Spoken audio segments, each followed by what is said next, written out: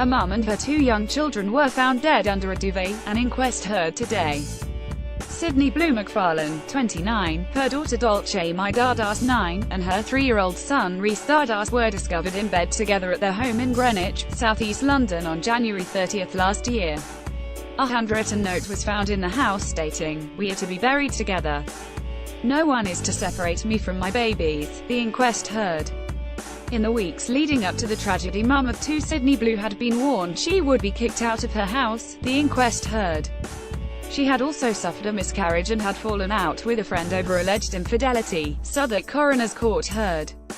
The inquest heard the 2 children had been given a combination of drugs including heroin substitute methadone, and a bottle of the drug was found in the bedroom with the 3 bodies.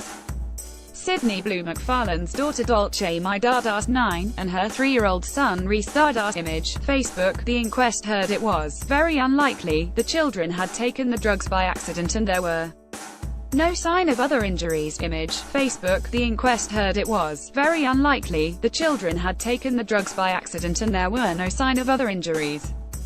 Detective Sergeant Dave Brooks told the court it appeared Sydnie was in a desperate place and she felt no other option but to take her own life and the lives of her children. The court heard she had recently received notice eviction proceedings would be starting and the family would have to move out the home. When emergency crews entered the home, they found messages, which DS Brooks described as an emotional outbursts. One message said, "I'm taking them away from the toxic around them." The inquest heard the court heard emergency crews found a message on the wall that said, "She fears for my children. With a mother like me, I agree. I'm taking them away from the toxic around them." Paramedic Anna Williamson, of the London Ambulance Service, attended the home address on January 30 just after 6:30 p.m. Detective Sergeant Dave Brooks told the inquest it appeared Sydnie was in a desperate place and she felt no other option but to take her own life and the lives of her children. Image, Facebook. Sydnie-Blu had suffered a miscarriage and had fallen out with a friend over alleged infidelity, Southwark Coroner's Court heard. Image, Facebook. In a statement read by the coroner, Ms. Williamson said she was met by 3 people including Ms. MacFarlane's sister at the door. The paramedic said, the sister said she hadn't spoken to female since January the 22nd and the 2 children had not attended school that day. A neighbor had managed to use a magnet to get the keys. The door was locked from the inside. The crew entered the property and in the lounge found notes on A4 paper laid on the floor and writing on the wall. Ms. Williamson said, "We went upstairs and opened the bedroom doors and found an adult female and her 2 children lying on a double bed under a duvet. The adult female was lying in her right side facing her 2 children both lying on the left side. All 3 was pronounced extinct at 6:44 p.m., the inquest heard. In the room the ambulance crew found a bottle of holy water, 2 religious cards, and a 500 ml bottle of methadone on the floor, which was half full. The mum and 2 children were found at their home in Greenwich, southeast London on January 30 last year. Image, Facebook. Pathologist Drive. Nathaniel Carey gave the cause of death of the 2 children as ingestion of methadone and sedative diphenhydramine, and they had been intoxicated. He said it was very unlikely the children had taken the drugs by accident and there were no sign of other injuries. Dr. Carey said, the drug measures were more than sufficient to account for death. Detective Constable Francis Ruocco, who went through Ms. MacFarlane's mobile phone, said the messages suggest she was feeling particularly hopeless. The court was read parts of the last messages sent on January 26, in which she said, "I have been sent what I deserve. I'm struggling with it all. I have lost the family that I love. Disgusting things have been said about me, but it's what I deserve." Little Rhys Dada on his first birthday. Image, Facebook. "I am not the mistakes I have made. I have lost every bit of respect for myself. I have ruined everything for me. I'm tarnished for life." There were also messages which referred to infidelity and deception, which she appeared to be very distressed about it.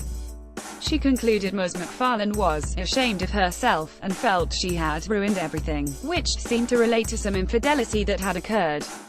Detective Sergeant Dave Brooks told the court Sydnie had recently received notice eviction proceedings would be starting and the family would have to move out the home.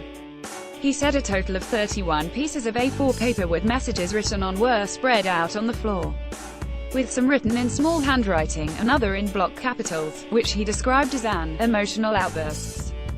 The message on the wall said, "She fears for my children. With a mother like me, I agree. I'm taking them away from the toxic around them." Dolce-Mai Dada's 9 and 3-year-old Rhys Dada's image, Facebook, in a letter to her mum and family. She wrote, "I'm sorry to leave so much pain behind." In one of the A4 letters she wrote, "We are to be buried together. No one is to separate me from my babies." She also gave the details of the cemetery she wanted to be buried at and the music for the funeral. In another letter she wrote, she said, "I guess no one will understand why I have done what I have done. My godchildren, they won't remember me, which is making me cry again. I'm so sorry I'm going away from them." The detective said, "There was theme through all of them. The feeling I got was she was in a desperate place and she felt no other option but to take her own life and the lives of her children." The court heard from Sean Dada's father of the 2 children and former partner of Sydney, who said the last time he had seen his children was Christmas Day 2016 and had called her on the January 26th. In that call he described her as calm, which looking back was a bit strange. The inquest was held at Southwark Coroner's Court. Image, Google Street View. Sydney's mum, Angela, had seen her daughter and the children 3 days before their death and said she seemed quite fed up. She said she had no idea how Sydney got hold of the methadone but knew her daughter knew people who could get hold of it. She added, "I just want to say she was a great mum and a great daughter and I never imagined anything like this would happen." Close personal friend Shawneen Bell said she last spoke to Sydney in the early hours of the Friday before her death in an emotional phone call. She said, "She was very upset and distressed.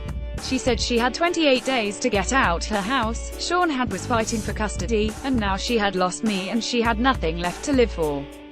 I didn't take it seriously though. In the years I have been friends with her I know she had her down days." Another friend of Sydney, Dama Markham, told me, hearing that in the summer of 2016 she had mentioned she was depressive and had thought about ending it all, and even written 2 notes to her family. The inquest continues. If you need to speak to someone, Samaritans are available 24/7 by calling 116,123 or by emailing joe@samaritans.org.